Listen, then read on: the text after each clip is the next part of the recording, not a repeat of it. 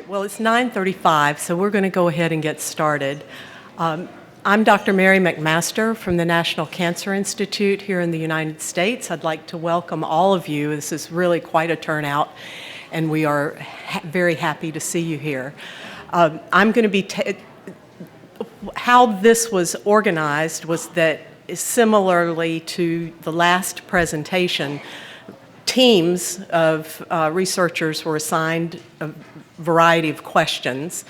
Unfortunately, my co-lead, Dr. Ola Longren, became ill early on in the meeting and had to leave, and so he sends his regrets. He can't be to be with you. But I do have a very reliable wingman now, and Dr. Zach Hunter, and so he will be here to help with questions at the end. But I'll try to go through all of the data that were presented here. And I'm going to be taking a little bit different tack than the previous session. So as I mentioned, you are really getting the same information that we are getting downstairs with just the tiniest bit of lag time. And so we were each assigned a question to address to our colleagues, and now I'm going to try to summarize that information for you. I have a few things that I need you to be aware of before I start. Firstly, the views that are presented today here are entirely my own. They do not represent, I can't speak for the government. I certainly cannot speak for our president.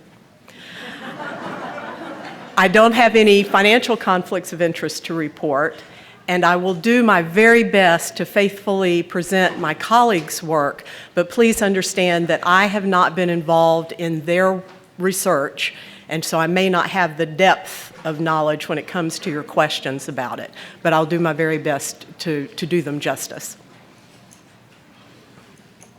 So some background.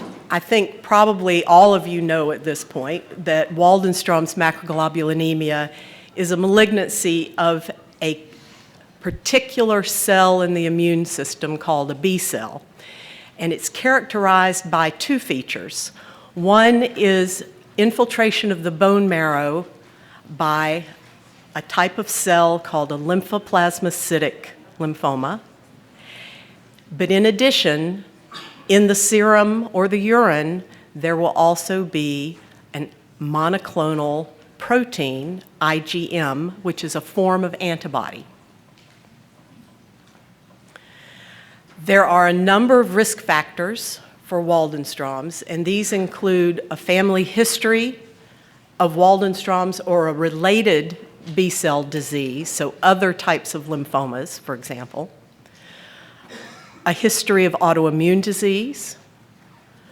Certain infections have been associated with risk to develop Waldenstrom's, including such things as hepatitis C virus, hepatitis B virus, and pneumonia. IgM monoclonal gammopathy of undetermined significance, which for the remainder of this session I will refer to as MGUS for brevity. And then some environmental exposures and lifestyle factors have been implicated. And we'll address several of these in turn as we go through this session on predisposition to Waldenstrom's. So the first question that our group was assigned was what IgM MGUS and smoldering Waldenstrom macroglobulinemia patients are at risk for progression to active Waldenstrom's.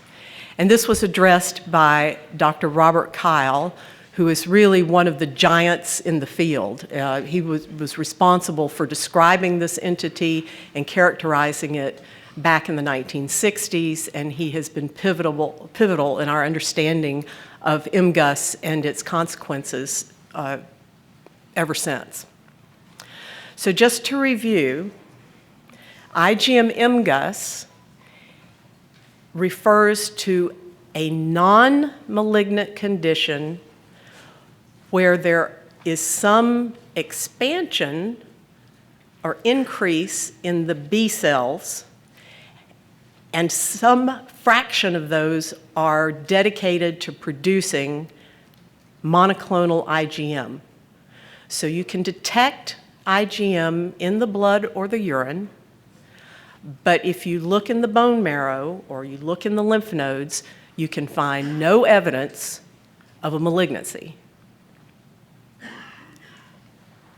Smoldering Waldenstroms has that same IgM in the blood, but in addition, when you look in the bone marrow, you see evidence for this lymphoplasmacytic lymphoma.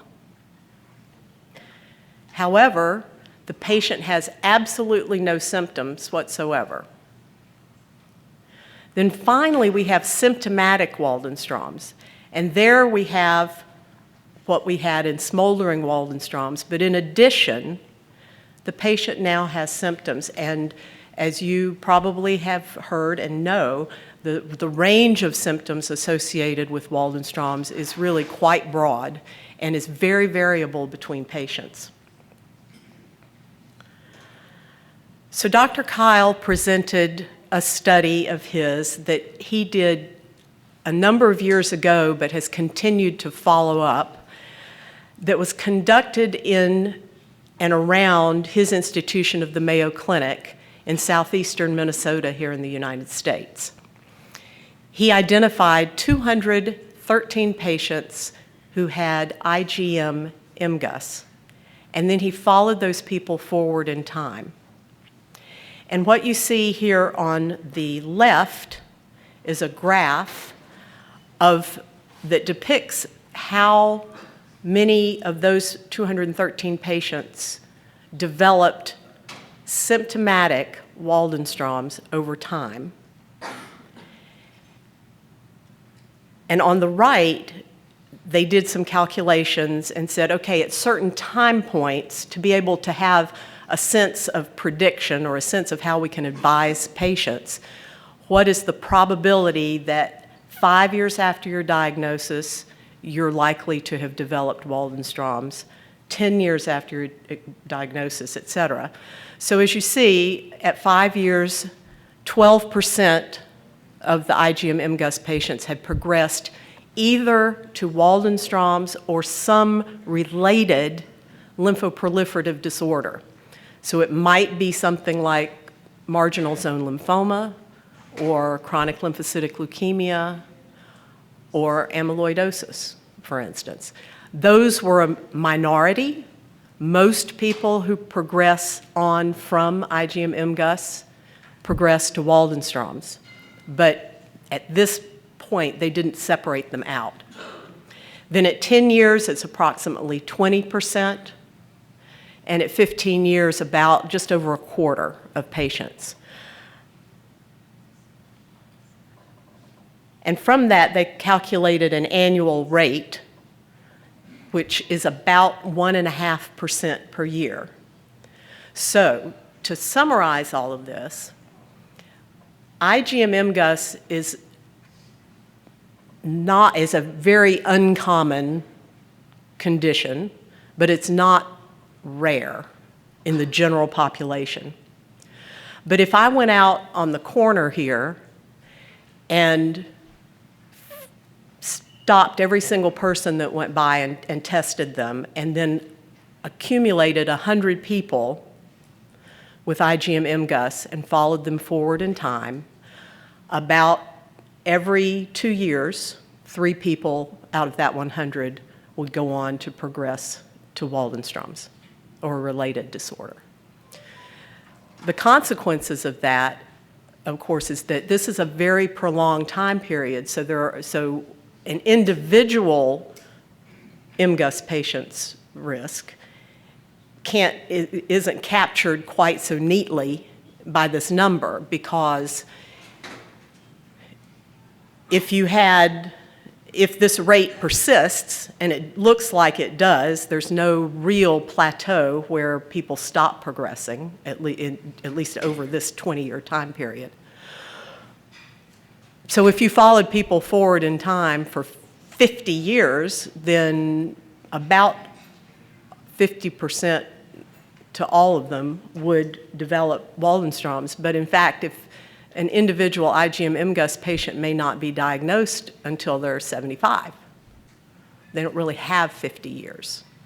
So as you can see, a lot goes into it, so in terms of what this means for an individual patient. The other thing that I should mention is that these folks were identified in what we term a cross-sectional basis. So we don't know when their IgM MGUS actually started. So all we know is when it was first detected. Some of those people, it might have popped up yesterday. Others might have had it for 15 or 20 years unknown to them, because by definition, there are no symptoms associated with it. Dr. Kyle then moved on to the question of, well, what's the risk for progression of those individuals who have smoldering Waldenstrom's? And again, to remind you, smoldering Waldenstrom's denotes those people who have the IgM protein in their blood and they have evidence of a lymphoma in their marrow, but it's really not causing them any problem whatsoever. And if no one had looked, they wouldn't even know they had it. So there was a smaller group of patients that he had available to study in this research trial. There were just under 50. And as you might imagine, compared to the graph we saw just a moment ago, because these people already have malignant cells in their bone marrow, their rate of progression to symptoms was faster than those people who didn't have malignant cells in their bone marrow. And overall, they had a progression rate of about 12% at 5 years, or 12% per year, excuse me, for 5 years. So at 5 years, roughly 60%, or over half, had developed symptoms. So the relevance for that is that a lot of patients today are diagnosed in this asymptomatic phase. And a lot of times the first question, or one of the first questions that they have is, well, how long do I have before I'm going to need treatment? Well, as you heard from Dr. Castillo a few moments ago, we really discourage treating this disease when people are feeling well. We want to wait until we can give them some benefit from their treatment. So this number gives people sort of an idea of how long they might expect to go before they would need treatment. But again, it's highly individual and depends on many factors. This rate was affected by the size of the M spike.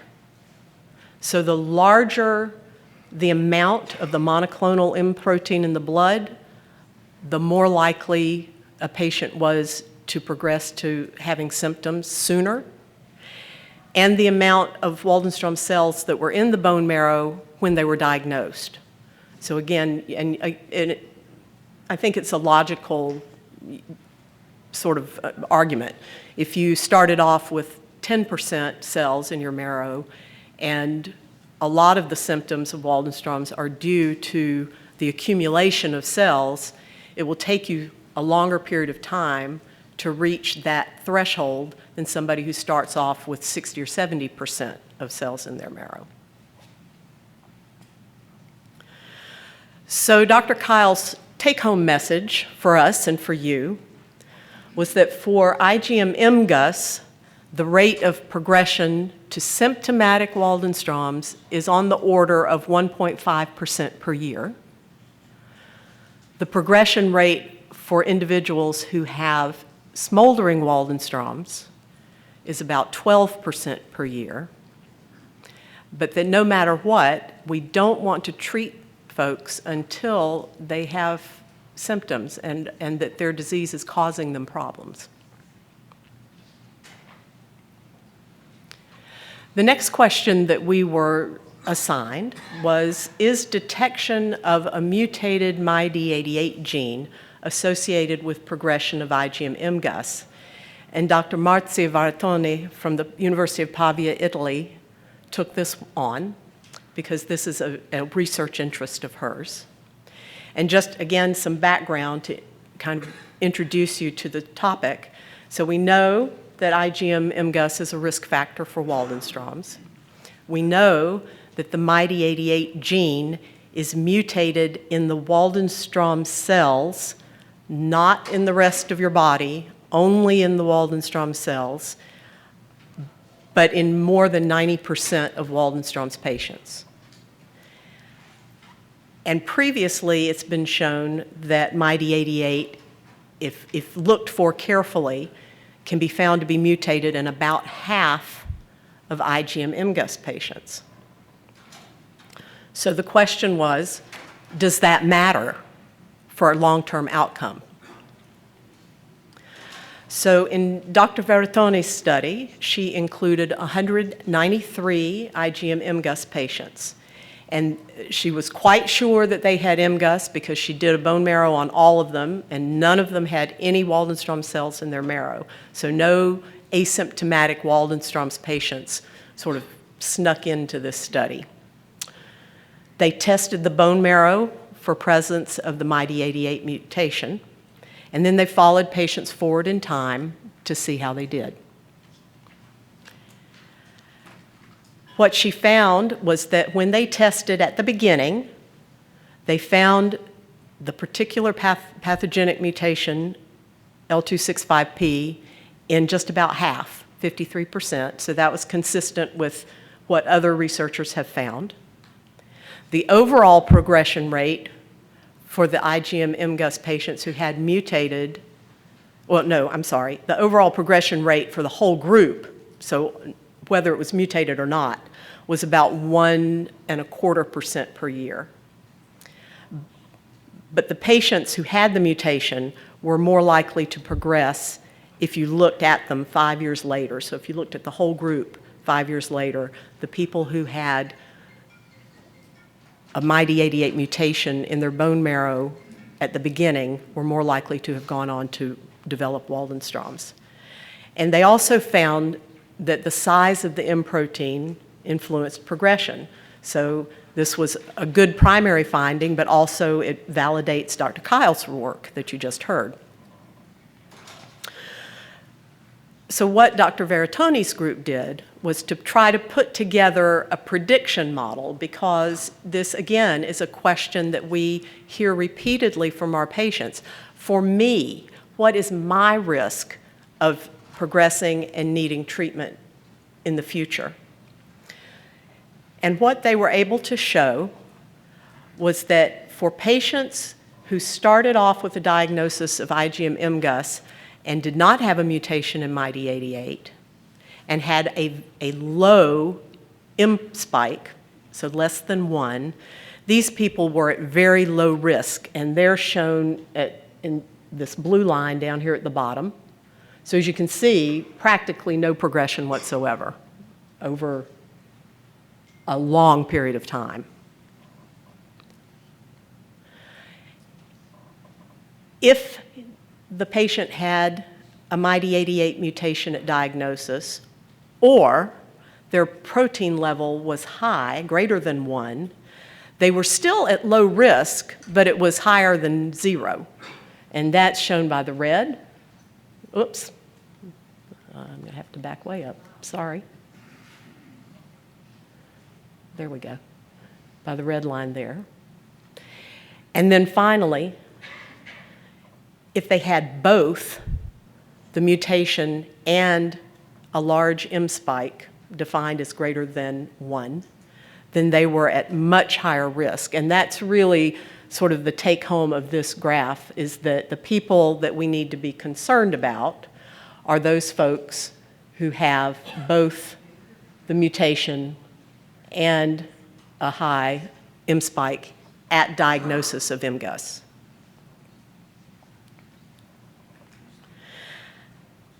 Now, one of the things that you may hear about later on in this conference is that the pace of discovery is getting faster and faster and faster in this disease, which is wonderful, but it also means that we have to be very careful in interpreting the data that we're getting today because it may change tomorrow. And the reason that I say that is that we had some indication of a new technology for detecting the MYD88 mutation that may show us that the mutation rate in IgM MGUS is actually much higher than 50%.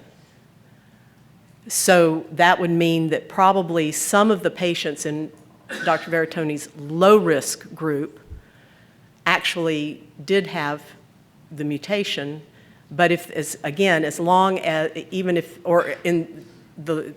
even though they did very well. So all of this could change in the future.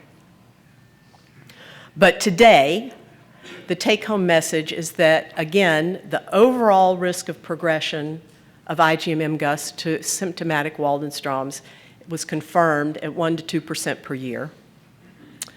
The MYD88 mutation status predicts the risk of progression irrespective of the protein level, but when you add both of them together, then we are able to identify a group of patients that really need more careful follow-up. And that's really, from the clinician's perspective, the important piece of this study, that we now know who we need to pay special attention to and watch more carefully, and the others are really at quite low risk for progression.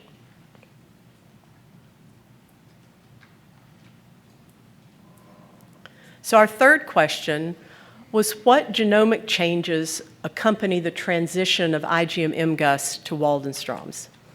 And this was tackled by Dr. Bruno Paiva of the University of Navarra, Spain. So again, to remind you, Waldenstrom's is a tumor of B cells. And Dr. Paiva's research focuses on a technique of characterizing B cells called immunophenotyping. And it's based on the proteins that are on the surface of a given cell. And if you look down at the bottom, and I'm going to point over on this side for these folks for a change. So here's, you have B cell number 1, and it's of a certain class because there are many different subsets of B cells in the body. And so here you see that this particular cell, most of these are lighting up blue, but you've got 2 of these that are yellow, compared to this B cell, which has many more yellow proteins and many fewer blue ones. And there are techniques that you can actually figure out and separate these cells based on what they're expressing and the characteristics of what they're expressing on their surface. And the term that we use is immunophenotyping, and it's done through a process called flow cytometry. Now, the abundance of these proteins, as I just said, varies according to the particular type of cell or subset of B cell. And by using these proteins, we can identify these different subsets, and that includes normal B cells, activated B cells, various, as they go along their differentiation path to become immunoglobulin or antibody secreting cells. But also Waldenstrom cells can be identified in this way.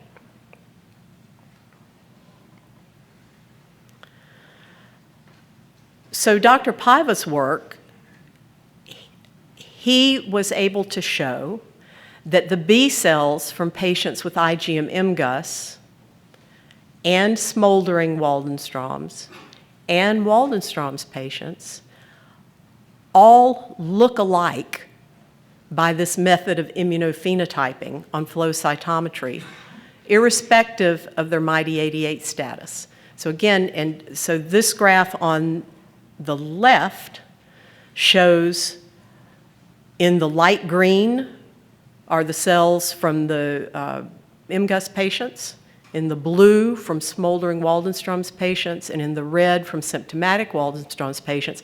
But the thing that you need to notice in this figure is that they are all overlapped. It's very hard to distinguish. They don't really separate out. So they all looked very similar in terms of the proteins that they're expressing on their surface. And then on the right, he divided the cells based on whether or not they had the MYD88 mutation. And again, you see a lot of overlap. It's not really possible to distinguish one group from the other group. So the cells themselves look very similar one to another. He also showed that the expression of genes in Waldenstrom cells is very similar to the gene expression in the normal B cells. And so here what I'd like for you to focus on is the panel on the right. And this is just a way that we have to make sense of an enormous amount of data that we generate on gene expression. But the key thing is that you have 3 columns, and the 2 that have the arrows represent the normal B cells that Waldenstrom's is thought to arise from, and then the Waldenstrom cells on the right. And as you see, those patterns of red and blue look very similar. So again, evidence that the cell that the Waldenstrom, the normal cell that the Waldenstrom's develops from, doesn't have a lot of characteristics that distinguish it from the Waldenstrom cell. They're very similar. Now we know that cells accumulate chromosomal abnormalities as they progress from IgM MGUS through smoldering and then symptomatic Waldenstrom's. And here in this is a fairly complicated graph, so I'll try to walk you through it. On the top, where the numbers are, I'm sorry, I keep hitting the wrong button. Up here that's so we have 23 chromosomes and then our sex chromosomes. So at the top, they're numbered, the chromosomes. And then underneath, we have the IgM MGUS. And these little blocks here represent chromosomal changes that are seen. And the blue represents areas of the genome that have been duplicated. So you have more than one copy. The red are areas that have been deleted or taken out of the cell. So in IgM MGUS, there are some chromosomal abnormalities that can be found. In smoldering Waldenstrom's, you start to see new ones. So this one wasn't present here. These 2 weren't present here, et cetera. And then in symptomatic Waldenstrom's, again, further accumulation of changes that weren't present earlier.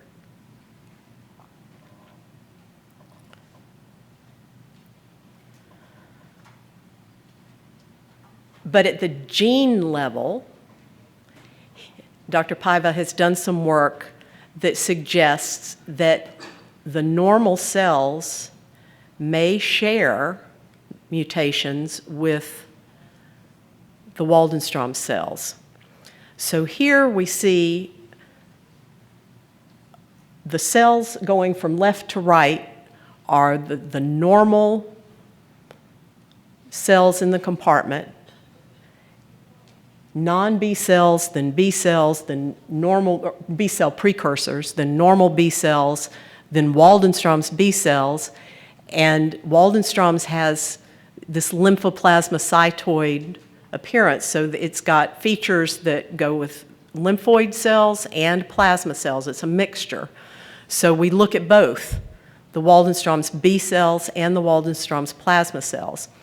And so he's got 3 patients that he's investigated here, and as you see, they all 3 have the MYD88 gene mutation in their Waldenstrom cells. But one of them has a MYD88 mutation in what appears to be, by the immunophenotyping, a normal B cell. When he looked further at this, he found a couple of other genes that appeared to have changes or mutations in them. Again, this is in the cells because they're not in all of the cells that you see here. If they were inherited genes, mutations, they would have to be present in every single type of cell, but they're not. But these are occurring at a very early stage and suggests to him that there may be a genetic predisposition, if you will, that early normal B cells may start this process of accumulating gene mutations that somehow then at some point make those cells more likely to develop the MYD88 mutation that's associated with the ultimate progression to Waldenstrom's. So this is a genetic susceptibility, but it's genetic susceptibility at the level of the affected cell, not at the level of the whole person. And we'll talk about that again in just a moment. So the take-home message from Dr. Paiva was that clonal cells from MGUS, so the cells that are producing the IgM, already look like Waldenstrom cells and have similar genetic features. The transition from MGUS to Waldenstrom's is likely a multi-step process that may require specific genetic changes, possibly in a specific order. And Waldenstrom's B cells may share mutations with immature B cells, suggesting the presence of genetic susceptibility at the cellular level. So this is very preliminary work, and but undoubtedly we'll be looking at it in much more detail going forward. So then we come to my piece, and I was charged with answering the question, what are the underlying genomics responsible for familial Waldenstrom's? And I have the parentheses because we just this week actually published a paper that addresses this question, but we feel strongly has implications for non-familial patients as well as familial patients, and that's what I'm going to really describe for you today. But before we get started, I think there's a lot of uncertainty about the term genetic susceptibility and what that means. So we know that a family history of Waldenstrom's increases one's risk to develop it yourself. However, there could be a lot of reasons for that. It could be genetic, but families share much more than their genes. They are living often in the same environment. They may share occupational choices. They may have similar lifestyle choices in how they are managing their exposures over their lifetimes. So the family history per se does not automatically mean genetic. So what do I mean by genetic susceptibility? Well, first of all, it means that one or more genes that are important for normal cell growth have changes, and we call these variants, that affect their function. In this case, these changes are present at birth and can be passed down between generations. These changes may or may not be able to cause Waldenstrom's by themselves. In the case of what we call a highly penetrant mutation, it may have enough power on its own to cause a person to develop the disease. And we see this in an example would be the BRCA genes with breast cancer, for instance. But it could be that these just cause a predisposition, and in order to actually develop the disease, a patient needs to develop additional mutations in other genes, or perhaps have certain exposures that they're genetically predisposed to behave and handled differently than someone who doesn't have those changes. So the rationale for our study recently is that we know that Waldenstrom's clusters in families. We have close to 60 years of data showing that. Efforts to find a single gene responsible for Waldenstrom susceptibility, though, have been disappointing. And here, because especially early on, and this is, I think, true of many diseases that are seen to run in families, is that the families that first came to our attention had many people affected with Waldenstrom's. So it looked like these were probably due to these highly penetrant gene mutations. And you search for those in a particular way, but when we did those studies, and there are several other groups around the country and around the world that have been engaged in similar kinds of searches, none of us so far have been able to find a single gene that is shared among all the members of a family that have Waldenstrom's and is causing Waldenstrom's to develop. Instead, the data that we've been generating over the last 15 years or so would suggest that really it's more likely that multiple genes are contributing. And so we reasoned that if we did a study looking for what we call common variation, meaning that the gene change is actually present in many people walking around and by itself isn't going to do much, so there's no pressure to not have it. So it can exist in lots of people with no ill effects.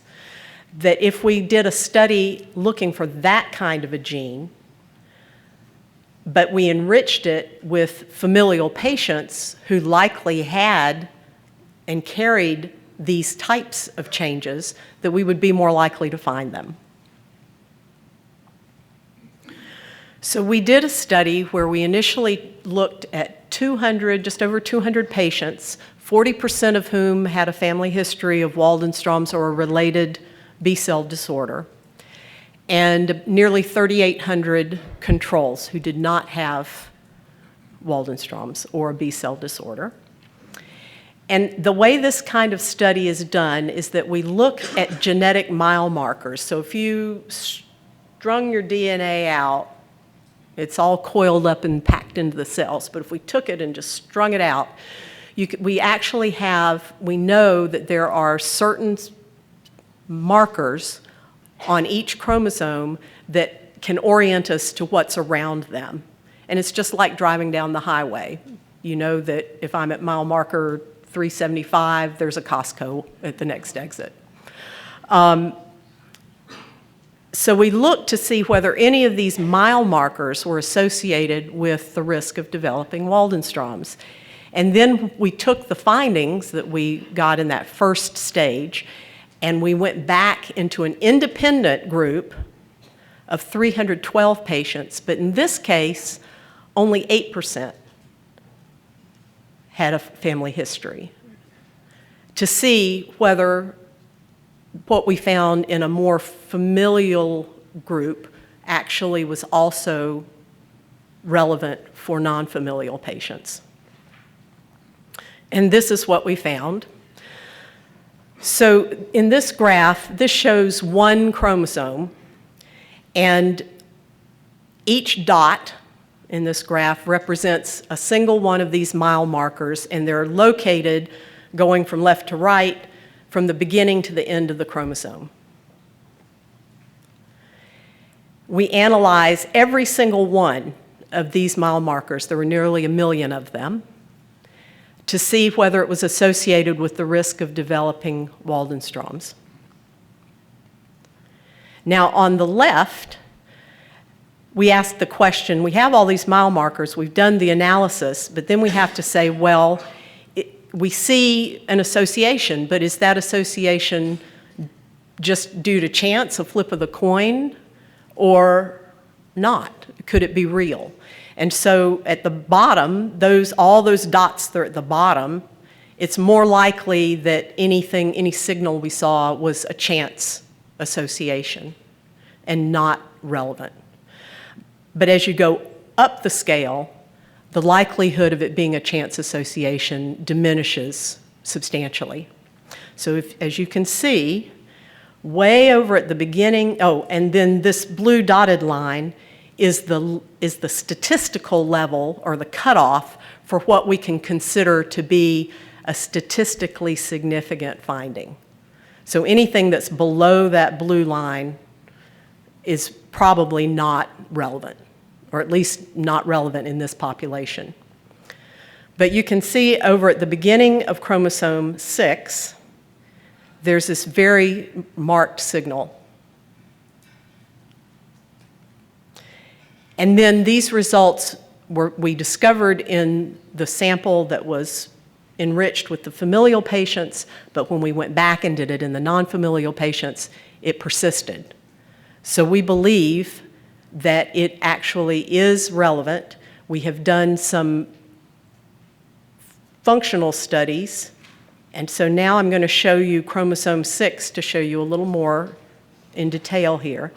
So this is the chromosome, and we are looking way over on the left-hand side. So if we blow up that little tiny part that says P25, the section underneath has been blown up, and it shows you the genes that are in that region. The mile marker that we looked at that was so significant lies between two genes, XOC2 and IRF4. And here we're going to blow up right where it is. And this shows the RS116. That's our mile marker. It's also known as a SNP. The SNP is there, and we were very interested to see whether or not, because the effect was so great, much greater than you usually see in a study of this type.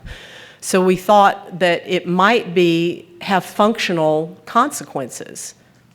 So we actually did some laboratory studies that showed that the SNP may affect the gene expression and cell growth of B cells.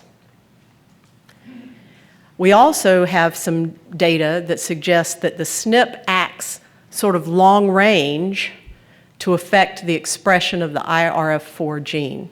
And IRF4 is a very attractive candidate gene because it's been known for a long time that it has a critical role in what we call class switch. So a B cell, as it develops, it first will produce IgM, and then it will switch and start producing IgG or IgA.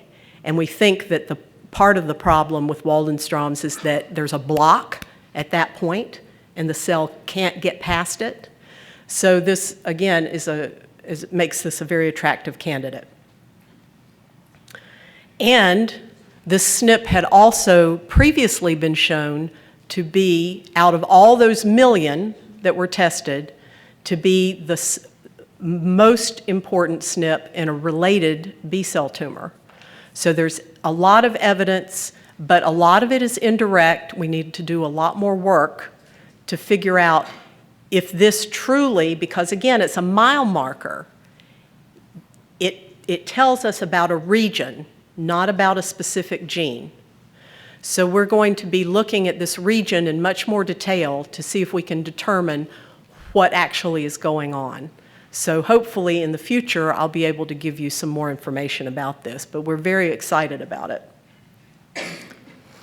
So we found a second region that influences Waldenstrom's risk on a different chromosome, and we wanted to know how much of familial Waldenstrom's is due to these common genetic factors. Because, again, this particular SNP, there are plenty of people walking around who have no disease whatsoever that have the variant, the risk variant. So by itself, it probably is not causing Waldenstrom's. So it's common in the population. And we also wanted to know how much of the genetic risk is due to these two regions that we did discover. So here, if we look on the left, if you take all familial Waldenstrom's, we can mathematically estimate that about a quarter is likely due to common variation. And then if we take just that quarter, the 25%, and move it over to the right side and say, okay, how much is due to just these two regions? Well, first of all, it was due to 4%, accounts for 4% overall. And for the common variation, about 16%, which is not a big percentage, but in the context of this kind of variation, in general, diseases where this kind of approach has been used and been successful in the past, there might be 30 SNPs that have been discovered, and if you take them all together, they account for 12% or 15%. So the fact that two are accounting for 16% is really rather remarkable. But the really important point is that means there's a lot yet to be discovered. But we're going to need much larger samples, much larger collections of patients to be able to detect them, because we're looking at so many markers.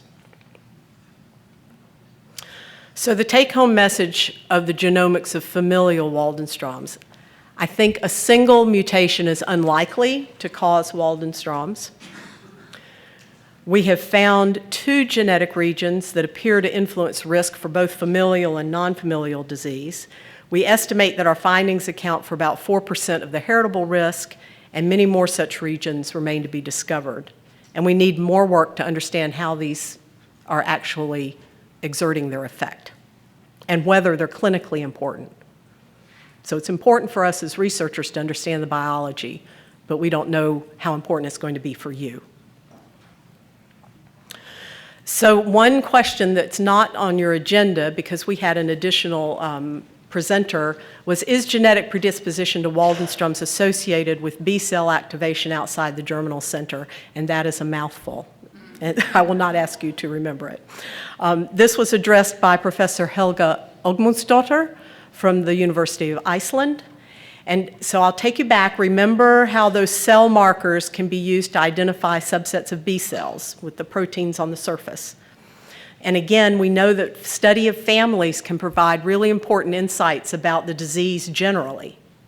So what Dr. Ogmundsdottir and her colleagues have done in Iceland have identified families where they have looked at the unaffected relatives and have found that their B cells don't behave normally, and that if you stimulate their B cells chemically, they produce much more immunoglobulin or antibody than they should. And so their term for this phenomenon is a hyperresponder. And so they've spent many, many years investigating this. So what are the characteristics of B cells from these hyperresponders? They have an increased proportion of specific subsets of B cells. And specifically, they have more of a type of B cell called a marginal zone B cell, and also more of what's known as a memory B cell. And again, this has no clinical relevance, but it helps us understand the biology of the disease.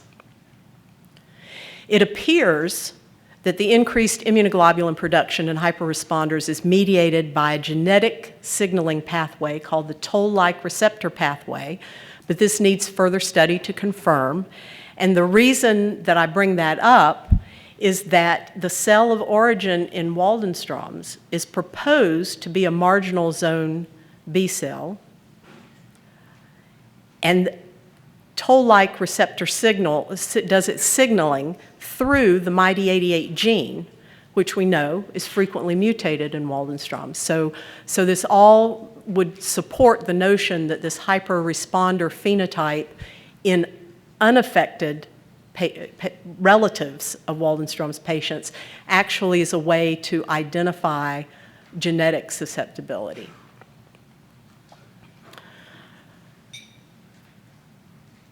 So from Dr. Ogmundsdottir, in some families predisposed to Waldenstrom's, the unaffected relatives have exaggerated immunoglobulin production by stimulated B cells.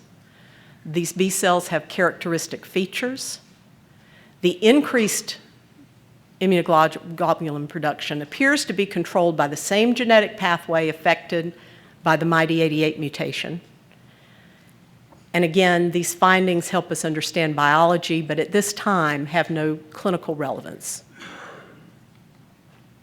So finally, Dr. Landgren was asked to address the role of Agent Orange exposure in Waldenstrom's.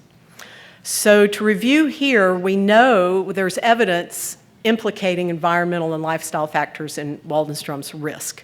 And these include a variety of exposures, including infections, as I mentioned earlier, autoimmune disease, family history, body mass index, occupation, and some chemicals.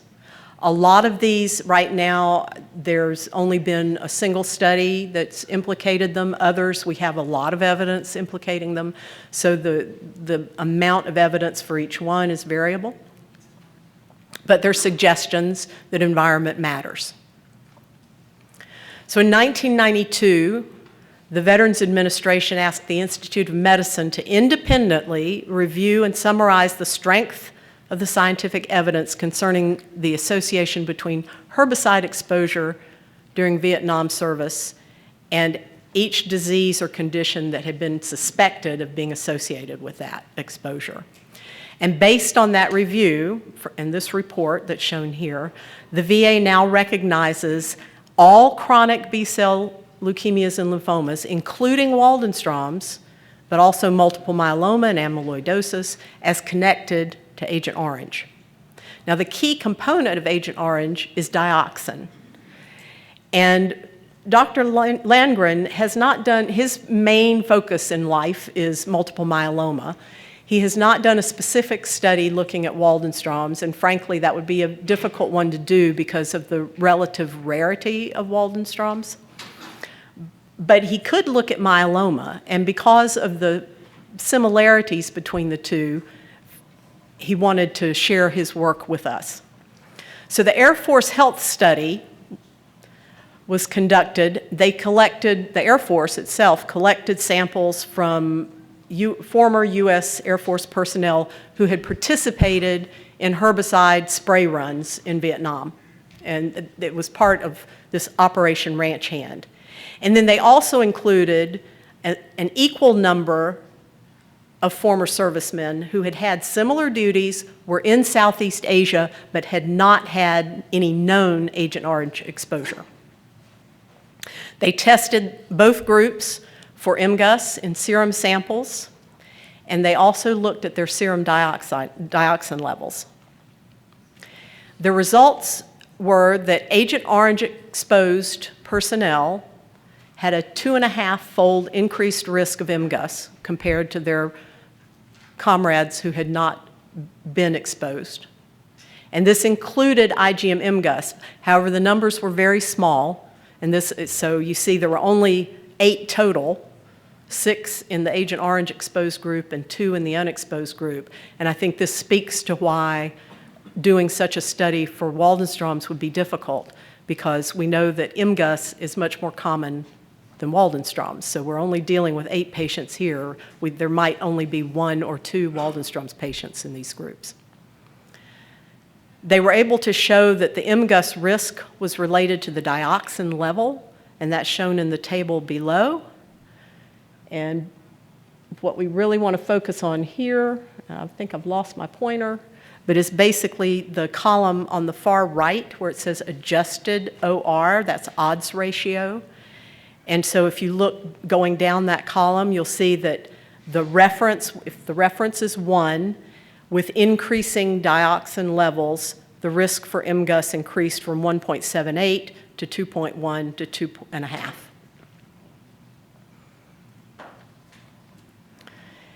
And Dr. Landgren's take-home message was that Agent Orange exposed veterans had a 2.5-fold excess of MGUS overall. Based on these small numbers, it looked like the risk of light chain MGUS was especially high, but that IgM MGUS risk was also elevated. And the VA does recognize a connection between Agent Orange and Waldenstrom. So this does have clinical implications. If you are a former service person who has Agent Orange exposure, then you should be getting in contact with the VA. So that concludes my presentation, and I'll open it up for questions. And I'm going to ask Dr. Hunter to join me for moral support and help. So for those of you who came in a little late, Dr. Landgren, I'm not actually Dr. Landgren, but he was sick, unfortunately, couldn't come in today. So I'm the Dr. Landgren substitute, and a long time admirer of Mary's work, so I'm really honored to get to be here, share the podium. Thank you. And we also do some similar work, and we've actually been trying to collaborate for a long time, so it's... So why don't we start over here? Yeah, could you define a complement and tell us a little bit about what the CD numbers are, what the differences are? These are the CD markers for flow sorting. It's a CD. Okay, yeah. So those are they're the names of these various markers, and so they're defined by their chemical and structural properties, and how they appear, how they're able to be detected through the immunophenotyping, which is a staining process. So it's just a shorthand for the name, but depending on the function of the B cell subset, it will have different classes of these CD molecules on its surface. But really, as far as, I think from a practical standpoint, it's not particularly helpful or useful to know a lot of detail about that information. But we do know that Waldenstrom cells highly express some of these markers and don't express others, whereas normal B cells look very similar, but we can also use these markers to separate B cells from T cells, because lymphocytes just under the microscope are identical. You can't tell the difference. So it's a chemical way of telling them apart. Over here. I found your studies about familial traits interesting, and I was wondering, is Waldenstrom's an equal opportunity disease, or is it one racial component or ethnic background make it more likely or less likely? And is it the disease spread throughout the population, or is it more in urban areas or in rural areas that you see diagnoses? Okay, so that's a very good question. Waldenstrom's has been a little difficult to study in that respect because, number one, it was described relatively late, so only about 75 years ago, as compared to other cancers that we've known about for hundreds of years. And it wasn't actually reportable as a malignancy until 1988 in the United States. So our data only start, our good reliable data only start in 1988. And then of course there's going to be a lag time. So with any reportable disease, the word gets out, it's sort of, the announcement's made, and then it gradually, as physicians learn about it, then they begin to report. So the first few years of that reporting is a little unstable. Having looked at that data pretty extensively, I can tell you, though, that there's a rather interesting, at least in the United States, racial distribution. So unlike multiple myeloma, which the typical myeloma patient is an African-American male in his 60s, Waldenstrom's is overwhelmingly a disease of white males who are elderly in their 70s. Now, why don't we see that reflected here? Because, in part because as people age, they develop other morbidities. They're probably less likely to be able to travel. They may be sicker. So you can't, but the strength of that data is that it's across the whole population. So it's not biased by, who can afford a ticket to come to New York, that sort of thing. But so myeloma is about twice as common in the African American population as it is in the white population in this country. Waldenstrom's is the other way around. It's about 4 times more common in whites than in African Americans. About 1.5 times more common in men than women. We have not looked at the urban-rural dichotomy yet, but it's possible to do that in the SEER data. So I think that would be something worth investigating in the future. And maybe just to add one quick thing is, for a lot of countries whose healthcare systems are just sort of modernizing, for a long time we're like, oh, we don't see any cases of Waldenstrom's here, but for those of you who remember going through the diagnostic process, I'm sure some of you had some cases where actually it took them a while to figure out what was going on. So imagine if you were in a healthcare system where they didn't have those tools and they didn't have the training and experience. So I would say in the last 5 years, places where we didn't normally think of having Waldenstrom's, we've been getting calls from, being like, hey, how do you deal with this?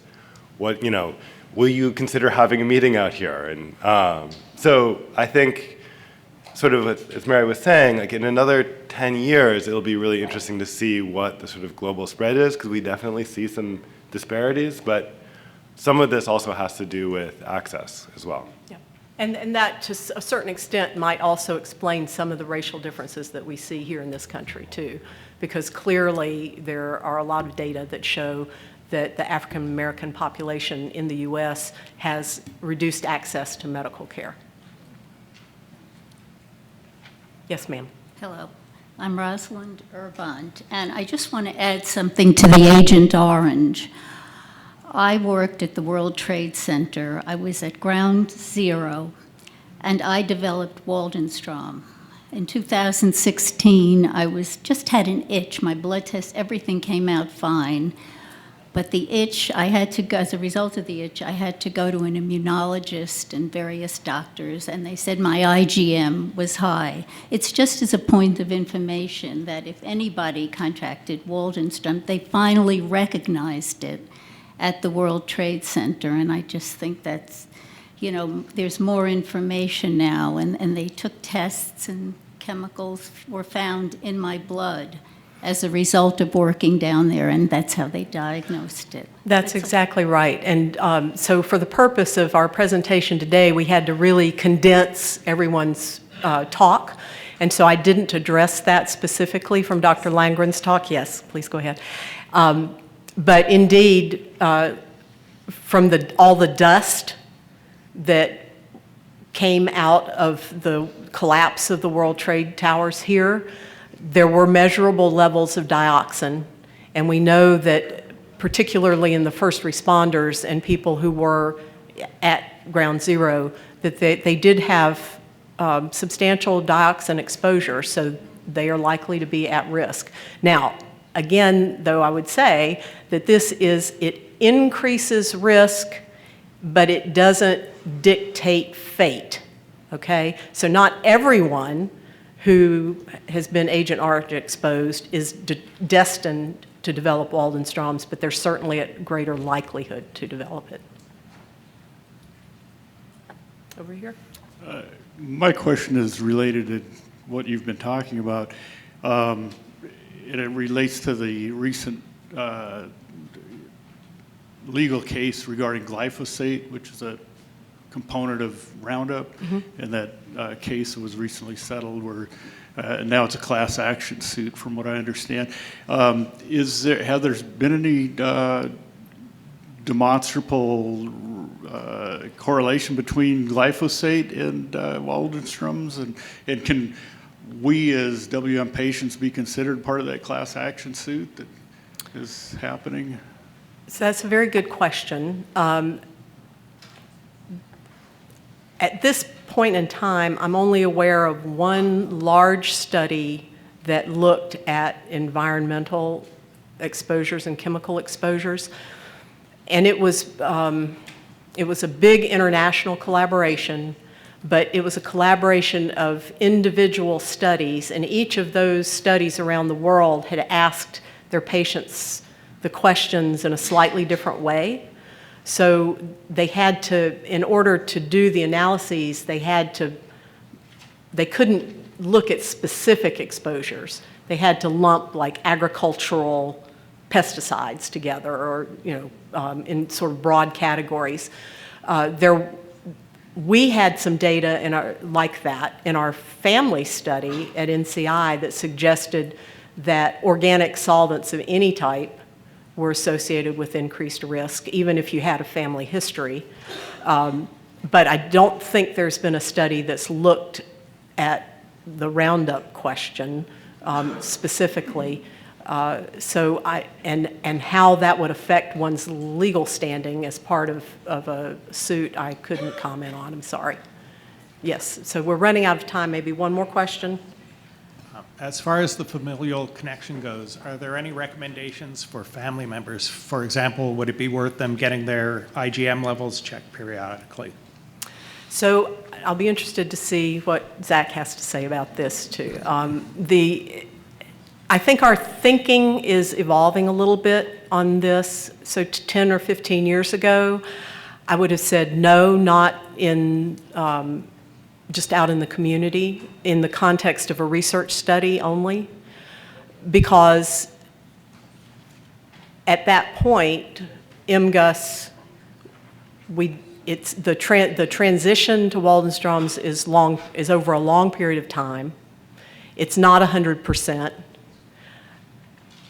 Why worry people unnecessarily? Number one. Number two, when they reach the age of risk, especially our children, when they become in their 50s and 60s and 70s, we're going to know a lot more about this disease, have a lot more treatment options, maybe even some preventive interventions that we can use. So back then, we were saying pretty routinely no. What we didn't address today is that there's a growing body of literature that suggests that IgM MGUS, although I was emphasized that it has no symptoms, but we are beginning to think that maybe in fact IgM MGUS carries some health consequences of its own. And so for that reason, it might be, I think we're starting to think a little differently. But today I wouldn't make a blanket recommendation. I would really share with your families, your diagnosis, have a frank talk with them.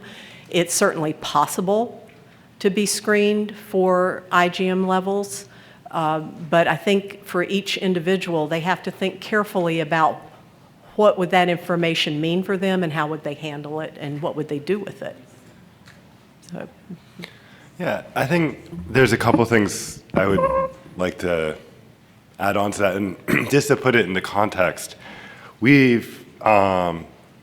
you look at individual families, they're all pretty different. We see some different patterns of inheritance, and one of the things that we see sometimes are families where, a lot of people get Waldenstrom's. I mean, we had one group of, I think it was 4 sisters who came in, 5 sisters, and 4 of them had it and 1 of them didn't. And so the other one volunteered as a comparison, and actually she had MGUS. So that should give you a sense. And you know what, in these cases, right, you do not need a fancy pair of PhDs to tell you that you have Waldenstrom's running in your family. And there's a bunch of cases like this out there. I mean, they're not real common. I mean, I think it's somewhere around 3 to 5% of Waldenstrom's. It's not, but again, your family knows. This is not, so when we're talking about that group, that's one thing. There's this other group where we have this generalized predisposition to B-cell malignancies, so lymphomas and other diseases, and that's a little bit more diffuse, but often, again, these families also know. And so people will come up and be like, hey, you know, I have X number of people in my family who have lymphoma. And, you know, and again, you guys, for the most part, if you're having a conversation with your family, you know this already. I'm not going to say that, no, there are some exceptions to this. We had one guy who participated. Both Mary and I have helped run these large studies, and he was really excited. He wanted to help out, but he had no cancer at all in his family. And I was like, this is awesome, right? Thank you for helping. Like, we really appreciate it. And, you know, could you get a family history? Just for drill. And it turned out, as he was asking around, his great uncle's daughter, now I could not tell you what that actually is in terms of relations, had Waldenstrom's. Who knew, right? He was amazed. And so he got really excited, and he got his whole family to sign up. And sure enough, right, there was undiagnosed MGUS in an entire chain going back towards his great uncle. So there are obviously exceptions, and as Mary said, our thinking is definitely changing about this. I think you may hear in some of these other presentations about how people are interested in this idea of prevention of progression before tumors really diversify and become complicated. It may be easier, in fact, to block them while there's a sort of more simple stage. The more complicated they get, the more complicated our interventions have to get. So there's a lot of evolving thinking about this. We don't have any strong answers, I don't think. But it's an interesting time. So it's something to think about and talk with your family about.